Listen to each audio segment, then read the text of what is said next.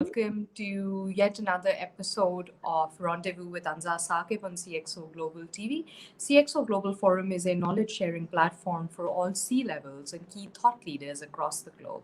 We take massive pride in contributing to the knowledge economy, and each time we try and bring these special guest speakers to you who may or may not be our members, but are definitely domain experts and people who have made a tremendous amount of effort, have experience, and have made a mark for themselves. Today, we've got a very special lady with us, Puruesh Chaudhary. She is the founder of Agahi. Puruesh, thank you so much for joining us. Hansa, you're welcome. And thank you for really inviting me. I know it's been a long time since we've been coordinating this. Absolutely. No, but we appreciate the time and effort at CxO Global.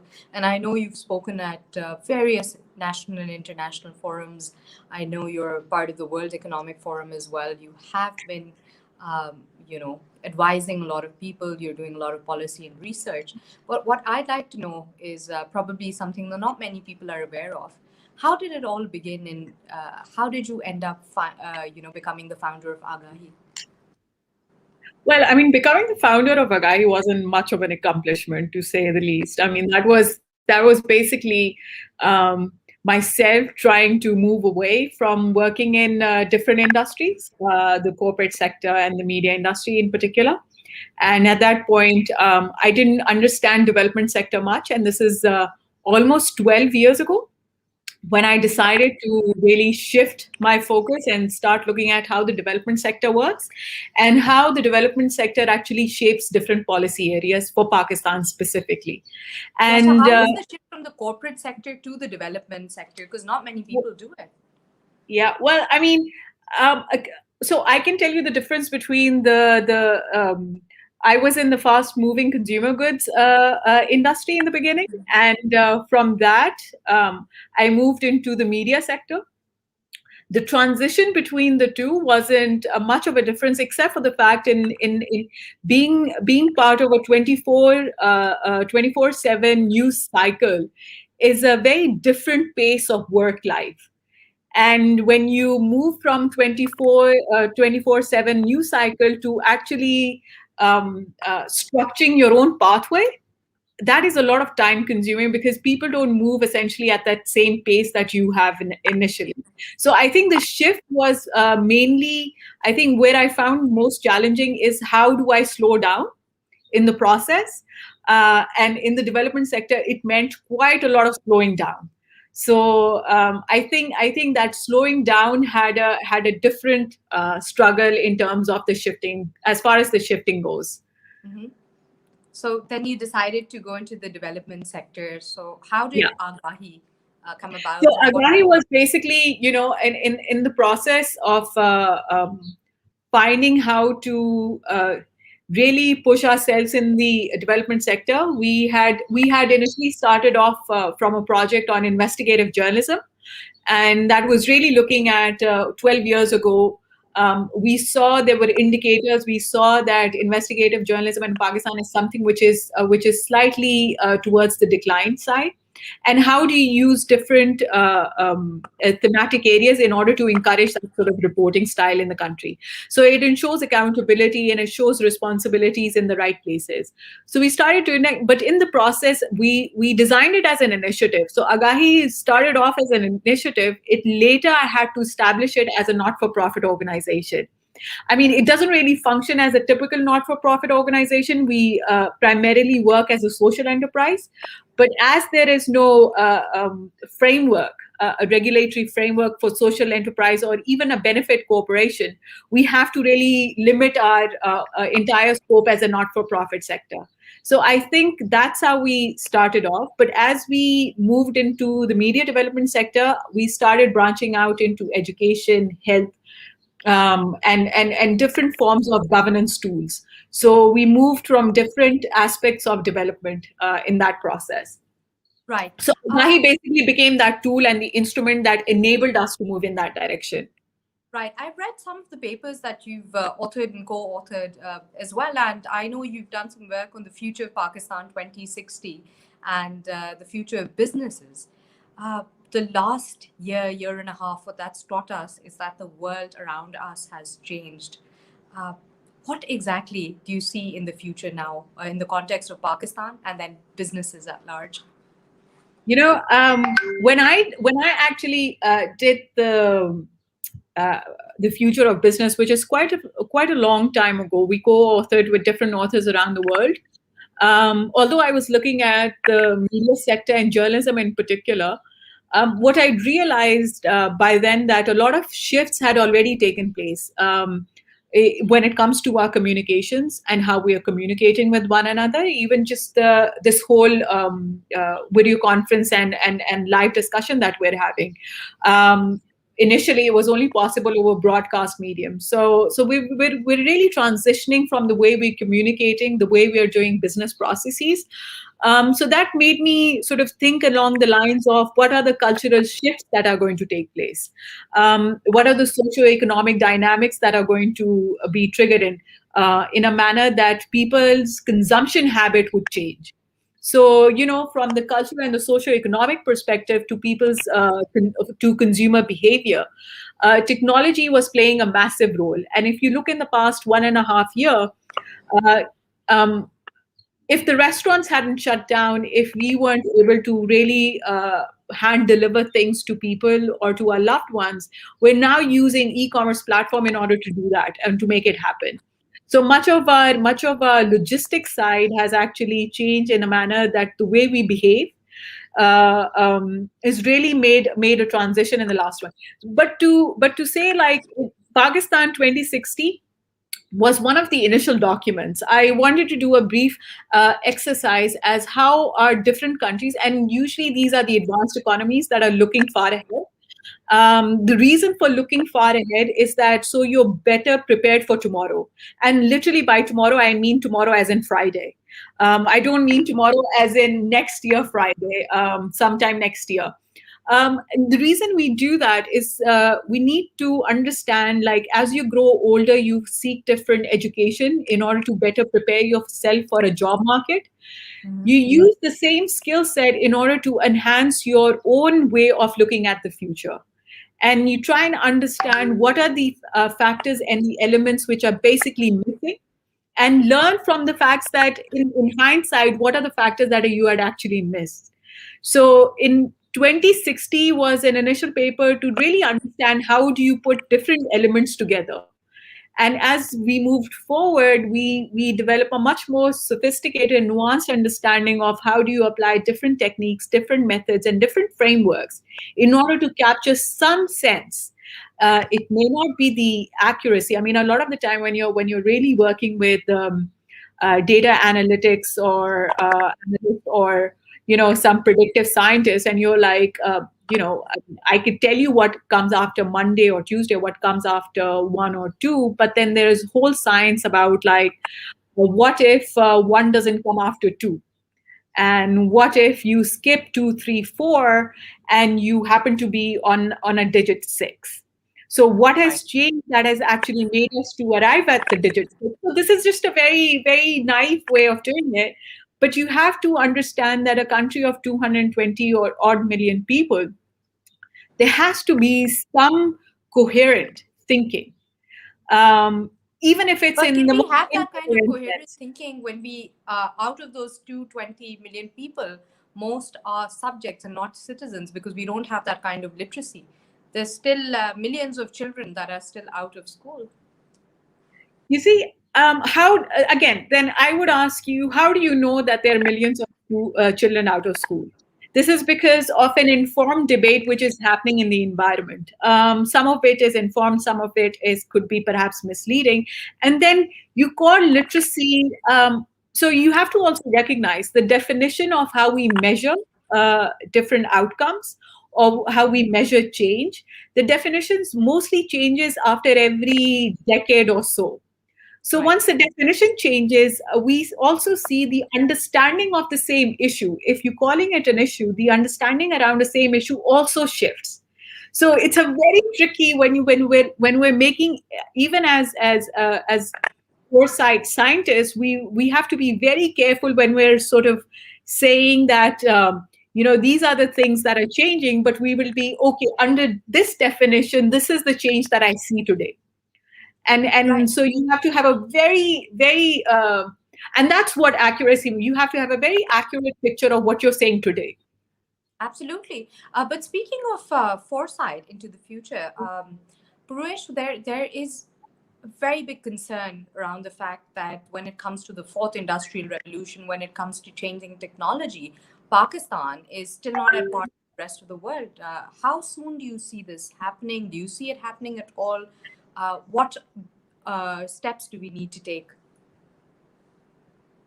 Okay, so this is like a catching up, like where we're playing catch up. We're not really playing much of a.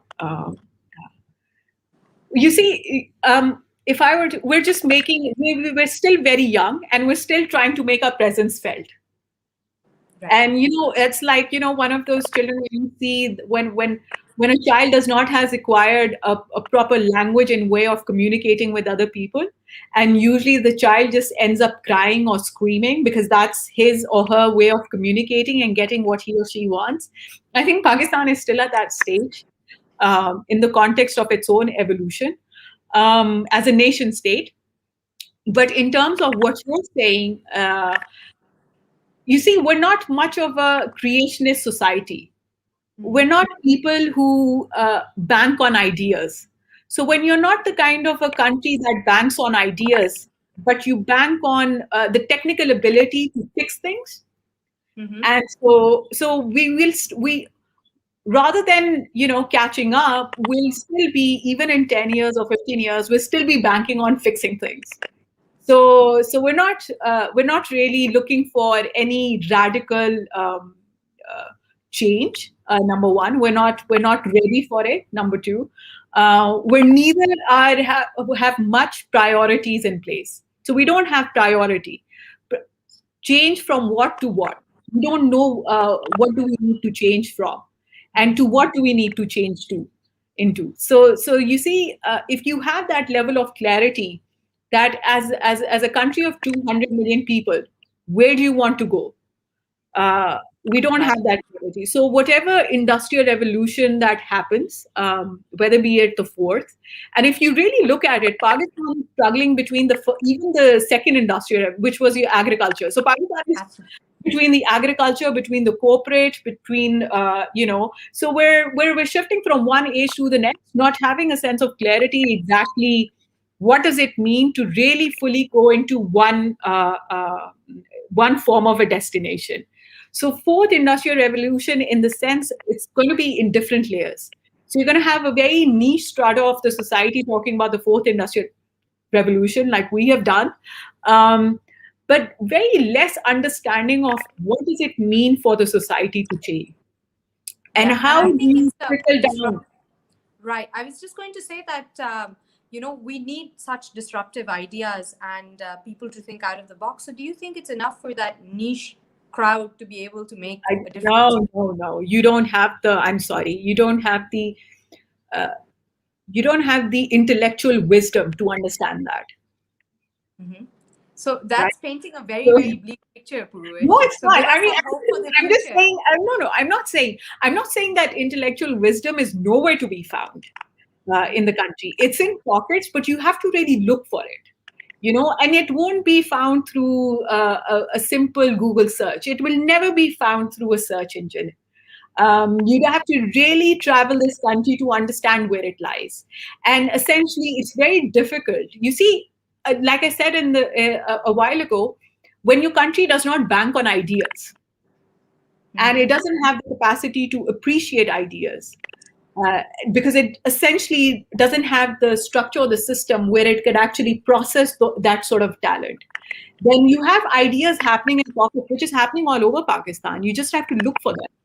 And so to sort of make a point here, in contrast to the bleakness of what you think, it's not that bleak. It's just that we have to be honest as to what is out there and what isn't. And unfortunately, sometimes you need to really understand the things that are out there. Right. So, and so you've stated the problem, you've stated the solution. Now tell us the pathway as well. How do we find those Okay, ideas? there are individuals that in different segments of the society, it may not be your version of what an ideal outcome may look like, but there are individuals in different sectors actually working towards that. But then they're doing it in their own domain. If you want to see a national outcome is a very different beast altogether. And you have to understand that there are systems already in place for over the last 70 years that are there essentially to protect what is already happening. And I'm not going to say difficult. I mean, if someone wants to really pick up the banner and make a headway, I mean, I will be routing for them, and I'll be rooting for also, as much as I can help. But it's a very long journey. It's tedious. It's exhausting. It's tedious, and you're going to burn your energy like no one's business. Right, absolutely. But Puruesh, one of the other challenges that I've seen, especially with the human capital in Pakistan, but we have one of the biggest youth bulges in the world, with the majority of our population still under 30. But there is still a lot of brain drain, primarily because, one, there are no opportunities, as the younger generation quotes millennials. But the other thing is that there's also a problem with our branding and narrative. Since you're an expert at building narratives, how can we counter this and, sort of encourage people to stay back? Why would you want to encourage people to stay back? I mean, people should stay back if they want to stay back. It should be rooted in their own feeling, rather than anyone encouraging them. Of course, you see, people have the tendency to move towards a better life, and a better life not just for themselves but also their families. So sometimes people move. A lot of my family members have moved away from the country. um, has the brain been drained? I don't know. I mean, I don't know what much could they have accomplished had they stayed back. But the fact is, people are truly looking for better lives, and if another country can actually promise them that, then they should make that transition. If our country can promise a better life, then I don't see. I mean, ideally, does our country promise a better life for people? I mean, you live here. You know the kind of daily hassles you have to go through. Right. Absolutely. But see, people We've like, not really, as a leadership, we've not really promised for a better life. We've not really promised. Really, I mean, people who are already have a better life, them promising a better life doesn't really make any. There is no. So you need to understand inspiration, aspiration, giving people multiple destination as to why they need to make that decision or a call. That takes a lot of groundwork. And when you talk about building narrative, or I've come across like Pakistan ka brand image ye kar do wo kar do, and then I'm like, it feels like you don't even understand. You have to talk to, either you understand you need to talk to PR specialists or marketing specialists, and they give you a completely different. And what do you mean by brand and image?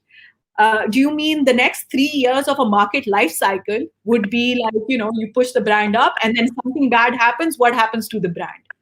So if you look at even the US, despite what has happened when it comes to Black Lives Matter, has the US brand really gone down in terms of people not wanting to move to the US?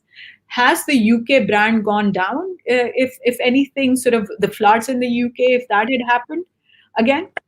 So you do understand it's the inherent promise that a country makes to its immigrants, to the people that it wants. And so, in my opinion, do not encourage people, but value the ones who have decided to stay back, because they're the ones who are really, are looking for, and they're different sort of people. They're the ones looking for some sort of a different pathway in terms of helping the other people around. Right. So Puruesh, it's a very different way of looking. What made you stay back in Pakistan? Maybe nobody wanted me outside. No, I think I enjoy. I use, now that I'm getting a bit older, it's getting to me, and I become frustrated quite easy. But I think initially it was the sheer joy of the struggle. You see, the everyday struggle, the everyday challenge. Whereas if you had moved away, you wouldn't have the power crisis. You wouldn't have, those mundane crises that you have to deal with.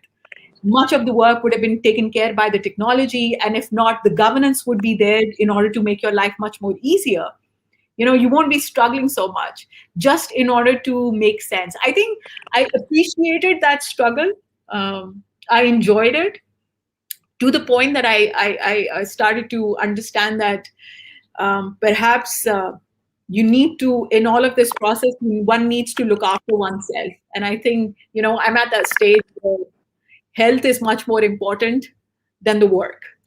And that's just the shorter version of it. Great.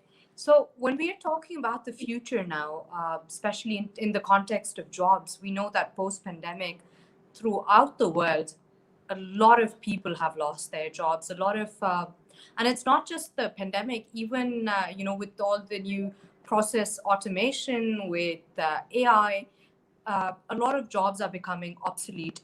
What would your advice be to the younger generation who are looking into building a more sustainable future? How can one ensure sustainability of jobs?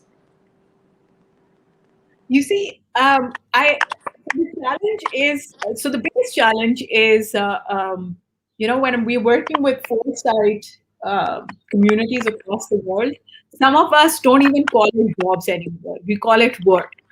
Yeah. So there is a difference between what a job is and what work means. So you have to really focus on the kind of language, even as a leadership, the language that you're using, because that really frames the overall process of what you want to implement as a policy also. There is no place for jobs anymore. I mean, to think about there are going to be jobs, that's the old way of looking at it. You see, that's where you had market forces, demand and supply, and you needed people in place. There were processes that required people to run those processes. You've got to start thinking along different lines. That, for instance, say Anza enjoys interviewing people. Right. Now, how will Anza use this as a way of making a living for herself? Mm-hmm. You get it? Now, technology really makes it easier for Anza to make it happen. She just needs to put her head and mind towards making it happen, and the focus in how do you connect various platforms and integrate it in a manner that optimizes your return on investment. Absolutely. But so you are no longer looking towards someone in order to do what you really want to do. Does that make sense? Yeah, of course it And does. so the younger people, I'm really some of the younger people that I sort of interact, they're already moving in this direction. They want that steady income, but that steady income mindset will also change. Mm-hmm. So every sector is being disrupted in a very different context. The way we make bookings. So Airbnb has changed that. Yeah. We no longer rely on Kodak to give us what we want. We can do it through our cell phones. Right. Same goes for Uber and Netflix and so on and so forth. There's so many disruptive technologies around. So I mean, if you had, like, for instance, if someone decides to have a cinema worth like screen at home, rather than going into a cinema to create that experience, so everyone, even be it the entertainment industry, everyone is actually thinking on the grounds of experience. If you can create an experience that can result into a different sort of an emotion for your consumers, then you're actually adding value to that consumer's behavior. So Netflix creates that experience. Uber leads you into the experience that you're seeking. Airbnb gives you that quicker access to the experience. So if you're not thinking around experience and you're still busy, you see a lot of the challenge with Pakistan, it is so busy showing the infrastructure. This is the building we built, and these are the pillars. Here the cars go in, the cars come out, and it is nothing about what is the true experience. Everything feels scripted. And now when everything feels scripted, people and human beings move away from that. If you look at how your advertising industry works, it is still functioning on the scripted norms of it. Yes, but consumers are no longer. They're not. Yeah, they're not. Their behavior patterns aren't being defined by those huge billboards or Nope. conventional TV and radio ads. We're just more serving influenced by ego. influencers. Yeah, right? but then the question is, if the billboards are still going up, right, and if the same commercials are being played on broadcast, whose ego or what market interest are we serving? So we know that there are few segments that are dying already, but it's almost that last minute you want to keep things alive. It's almost that. But that is putting the stress. It's not really confronting the reality in a manner that you have to be innovative enough to understand the change that needs to happen. So it's a very tricky balance. That's definitely food for thought.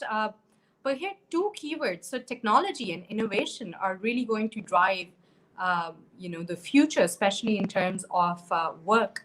But when we talk about the future of work, what skills do you think are the most important to possess in the future? Well, I mean, there are different types. I think in the future, the only skill that you really need to have and really need to have a grasp on is really truly understanding who you are as a human. The more you become closer to who you truly are, the better you will be equipped to deal with whatever uncertainties or ambiguities that are out there. So that is the one key skill set. We're not, and you're not going to be taught in schools. You're not going to be taught in colleges. You're not going to be taught in universities.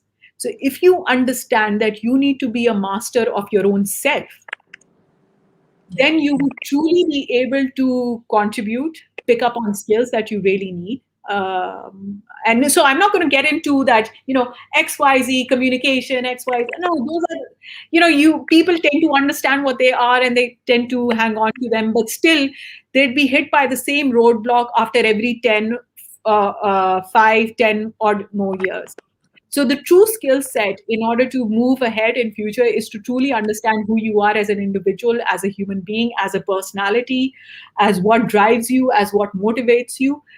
Get a true understanding of that, and that would really shape a very different understanding of how we need to move forward. Right. What is the best piece of advice that you've ever received? Okay, that's, I think it was something, someone did advise me something, and I don't even remember because it was something like, I really cherished in that moment.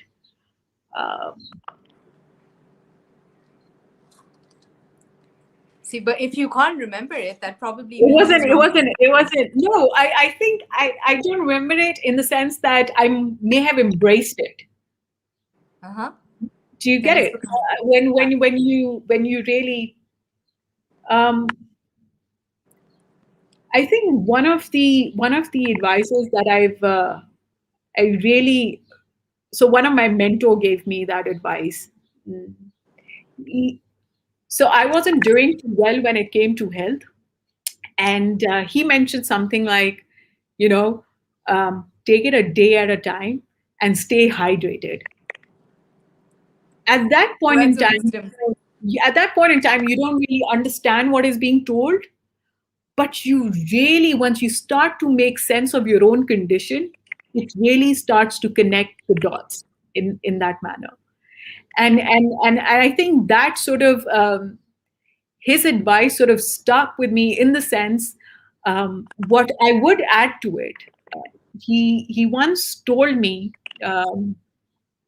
His name is Jerome Glenn, by the way. He's one of the world's leading futurists. He told me we were having a very intense discussion on foresight and how different frame of minds make different sense out of the world. And he said to me that pessimism is a cowardly position. And if you really think about that, what sort of a behavior does a pessimist have? And what sort of outcome does a pessimism behavior sort of drives?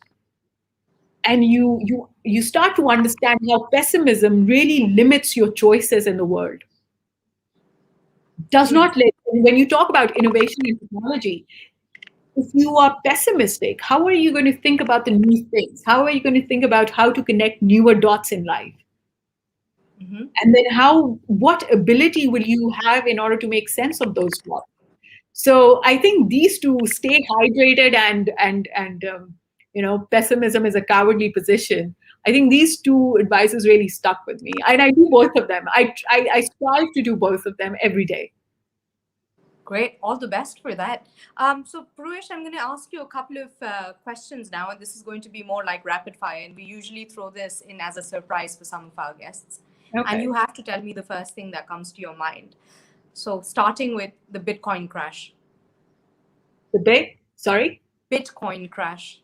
Oh yeah, that happened a few days ago. I don't care. All right. Elon Musk.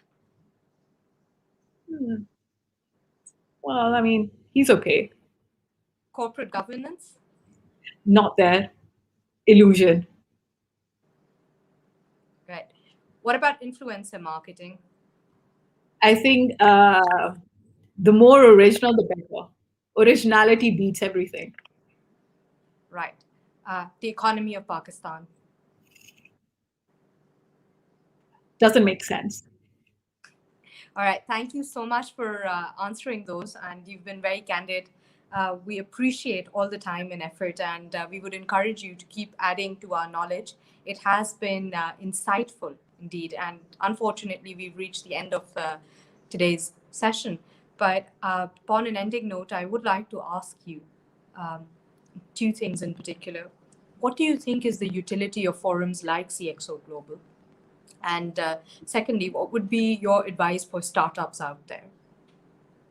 Okay, so I'll go with the second one first. I mean, I do operate few of the startups, and I struggle with all of it. So the struggle part is there. Start thinking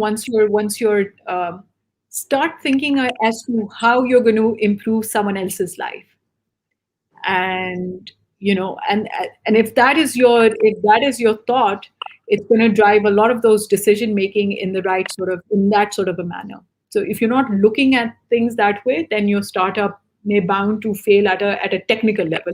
Failure does not really mean in terms of the failure in itself. It will succeed, but it means it's going to stop at that pace. So think about how you can make other people's life convenient. Right. And what about the utility of forums like the CxO Global? You guys are great connectors. I think you have the ability to generate a lot of good content out of Pakistan and globally also. I would hope to see. I mean, this is just my area. I mean, I would hope to see much of the philosophical debate happening within the AI domain. I would like to see more of that philosophical debate happening on the CxO Global Forum. Brilliant advice taken. And thank you very much for your time, Puruesh. Ladies and gentlemen, thank you for watching. We're short on time today, but it's been an amazing conversation. I'm sure you all have learned a lot today as well. We will see you all next time with another guest. But for those of you who want to find out more about the kind of work that Puruesh does, we've left a link in the description. Please keep us updated with your comments and feedback. Up until next time, thank you so much. Thank you, Ansa. Bye.